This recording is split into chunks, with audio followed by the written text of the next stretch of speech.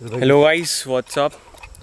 तो मैं along with राज आया था फार्म पे, क्योंकि भोपाल में, जैसे भोपाल के लोगों को पता है और जो बाहर हैं उन्होंने शायद न्यूज़ पढ़ी होगी कि भोपाल में एक दिन का लॉकडाउन लगता है और नेक्स्ट डे होली भी है। तो हमने सोचा कि यार घर में रहने से अच्छा क्यों ना बाहर चलते हैं और थोड़ा फार्म लाइफ को एंजॉय करते हैं। तो मैं और राज हम लोग आए यहाँ पे मेरे फार्म, और अब हम यहीं रहेंगे 2-3 दिन तक के। फार्म लाइफ एंजॉय करेंगे, वो लोग जैसे रहते हैं वैसे ही रहेंगे।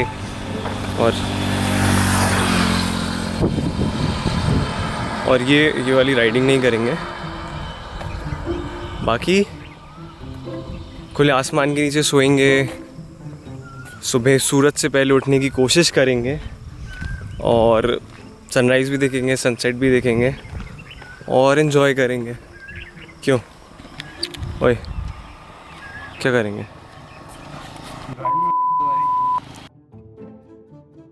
तो जैसे कि आप सभी ने देखा, अभी कुछ दिन पहले शहर और शहर की भागदौड़ से परेशान होकर मैं और राज शर्मा चले गए दूर कहीं किसी गांव में।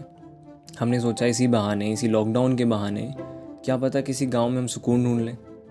क्या होता है ना, अक्सर आप एक रूटीन में चलते चलते इतने बोर हो जाते हो, इतने परेशान हो जाते हो कि बस आपको लगता है कि बस निकल जाओ यार।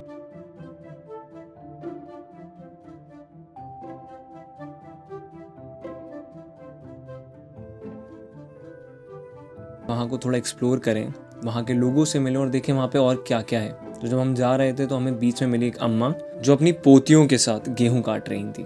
और अब आगे आप देखेंगे किरदार session, but not with Sandeep Chauhan but with Raj Sharma. पहले टाइम में कट जाती है। अच्छा फिर इसके बाद में भी गेहूं लगा। अच्छा, तो मतलब अपन एक खेत पे सोयाबीन और गेहूं की करते हैं। हाँ, 2 फसल लेते हैं ना 12 महीने।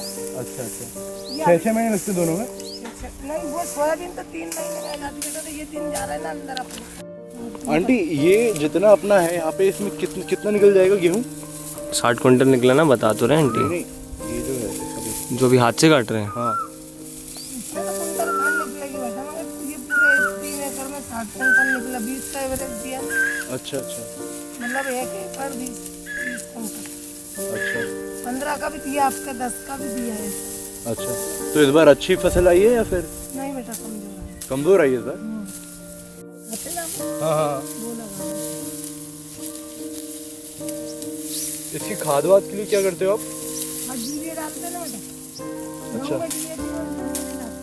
यूरिया यूरिया मिलाते हो? ज़्यादा मिलाते हैं। आपके तो 15 बोरी डाली थी बेटा। अच्छा।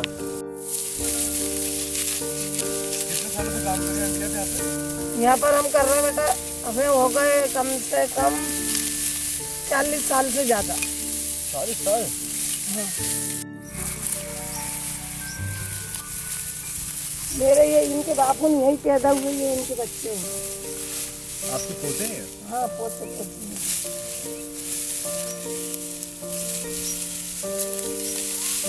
पापा कहाँ जाते हैं? पापा क्या करते हैं? अब सब्जी का काम है हमारा। अच्छा, सब्जी का। बैरागढ़ में बेचते हो आप? मेरागढ़ में बेचते हैं।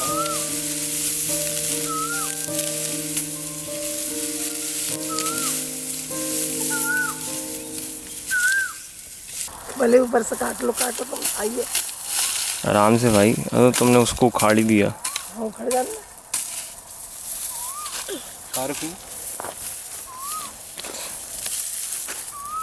दीदा दीदा दीदा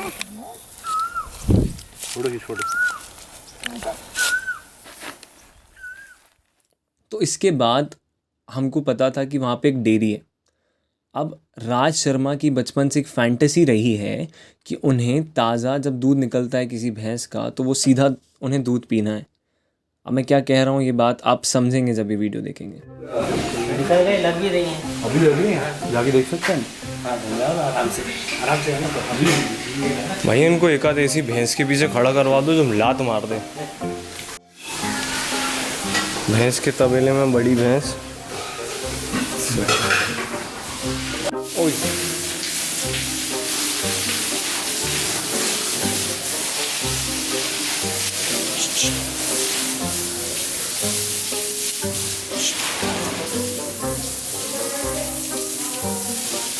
bathing time.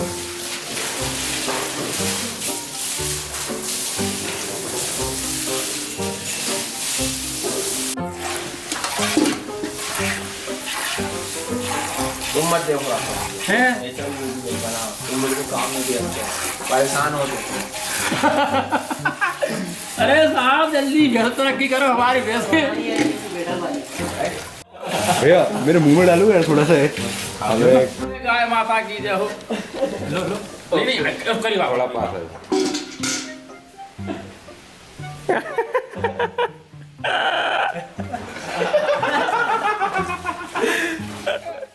हाँ जी, काफ़ी वियर्ड फैंटेसी थी और देखा देखी हमने भी सोचा क्यों ना ट्राई कर लिया जाए।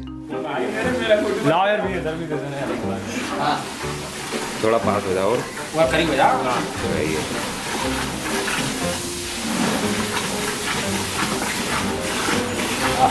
क्या जमूरिया चेहरे पे यार, मजाक की बात नहीं यार भाई।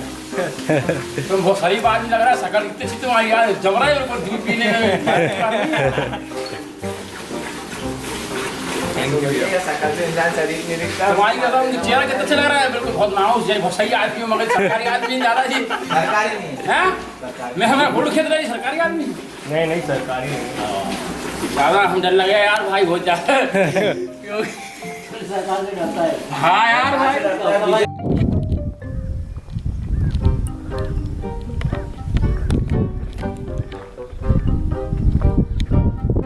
बता दो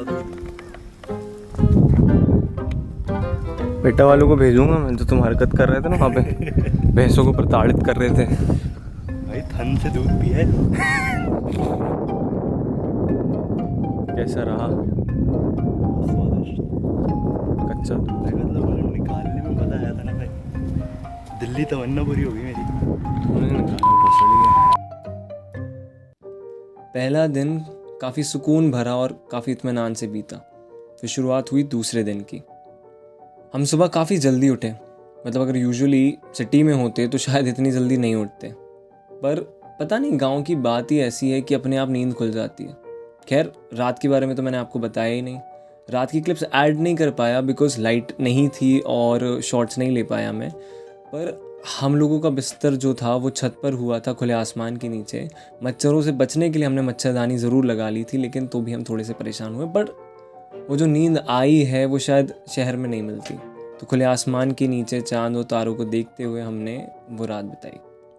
जब हम उठे तो हमारे सामने सूरज उग रहा था और मुझे तो याद भी नहीं यार कि मैंने आखिरी बार सनराइज़ होते हुए कब देखा था, और नज़ारा बहुत खूबसूरत था। हम उठे, जैसे कि नॉर्मल रूटीन होता है, ब्रश किया हमने।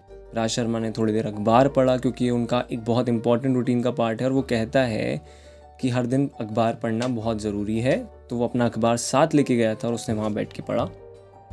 फिर वहीं अम्मा ने हमारे लिए गर्मा गर्म पकौड़े बना दिए थे, तो हमने सुबह सुबह ब्रेकफास्ट में पकौड़े खाए और बढ़िया सी चाय पी।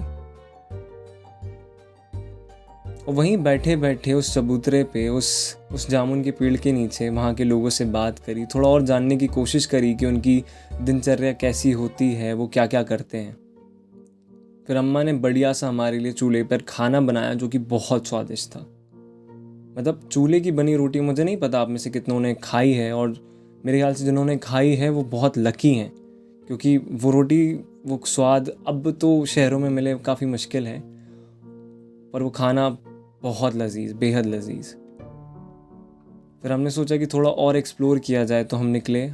पास में एक रेलवे ट्रैक था, तो हम वहाँ पर गए। और जैसे कि मैंने सोचा था कि मैं कुछ स्टोरीज़ भी कलेक्ट करूँगा, तो मैंने सोचा मैं वहाँ पे लाइनमैन जो है उससे उनकी स्टोरी कलेक्ट करूँगा। बिकॉज एक लाइनमैन जो खड़ा रहता है, एक पूरी शिफ्ट 12 घंटे की उन्होंने बताया उनकी शिफ्ट होती है, वो पूरा उस शिफ्ट में वहाँ पे रहते हैं। उनकी जिम्मेदारी है कि वो जो लोग वहाँ से गुज़र रहे हैं उनकी सेफ्टी का ध्यान रखें, क्योंकि ट्रेन कब आ जाए ये उनके अलावा शायद किसी और को नहीं पता होता है। तो कब फाटक को नीचे करना है, कब उठाना है, और उसी के बीच वो प्रोसेस क्या होती है। मैंने सोचा कि क्यों ना उनसे ये चीज़ सुनी जाए। अब अनफॉर्चुनेटली मैं वो स्टोरी तो कलेक्ट नहीं कर पाया, बिकॉज जो भैया थे वो कुछ पर्सनल प्रॉब्लम से गुजर रहे थे और वो कंफर्टेबल नहीं थे कि मैं ये चीज़ें रिकॉर्ड करूं। जब शहर की भाग दौड़, शहर के रूटीन से परेशान हो गए, तो हमने सोचा कि क्यों ना गांव चलें। गांव जहाँ पे सब ठहरा होता है, जहाँ पे सब रुका होता है, और अगर रुका नहीं होता है तो कम से कम इत्मीनान से गुजरता है। गांव जहाँ की हवा में भी ऐसी खुशबू होती है कि बस सुकून दे जाती है। गांव जहाँ की मिट्टी महकती है।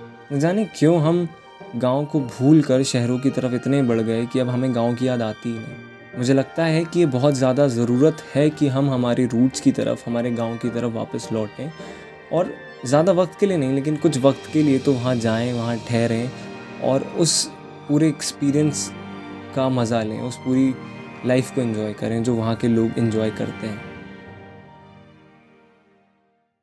हेलो गाइस, कैसे हैं आप सभी? आई होप आप सभी सेफ़ होंगे, बेहतर हालत में होंगे। ये लास्ट वाली वीडियो मैं इसलिए बना रहा हूँ बिकॉज़ एक छोटी सी अपील है मेरी आप सभी से कि हम जैसा देख रहे हैं आजकल बाहर का माहौल बिल्कुल भी ठीक नहीं है, काफ़ी ज़्यादा डरावना है, और इस माहौल में बहुत ज़्यादा ज़रूरत है कि हम सब एक दूसरे की मदद करें जिस भी तरीके से हम कर सकते हो। तो हम देख रहे हैं कि बहुत सारे ग्रुप्स पे हमें ऐसे मैसेजेस आ रहे हैं, या फिर बहुत सारे लोग मदद के लिए बाहर आ रहे हैं, स्टेटस डाल रहे हैं कि उन्हें कहीं ब्लड प्लाज्मा की ज़रूरत है या फिर किसी को बेड नहीं मिल रहा है हॉस्पिटल में। तो हम लोग, अगर हमारे पास कुछ इन्फॉर्मेशन है, अगर हम जानते हैं किसी ऐसे इंसान को जो उनकी मदद कर सकता है, तो मुझे लगता है हमें बेझिझक उनकी मदद करनी चाहिए और आगे आना चाहिए। तो मैं बस यही एक छोटी सी अपील है आप सभी से कि प्लीज़ बाहर आके लोगों की मदद करिए जिस भी तरीके से आप कर सकें। मैं जानता हूँ सब डरे हुए हैं, सब परेशान हैं, पर जब तक हम साथ में, जब तक हम एक दूसरे को पुश करेंगे, हम इस परेशानी से भी बाहर निकल सकते हैं। तो प्लीज़ और लोगों की मदद करें और प्लीज़ प्लीज़ प्लीज़ अपना ध्यान रखें और बेवजह घर से बाहर ना निकलें।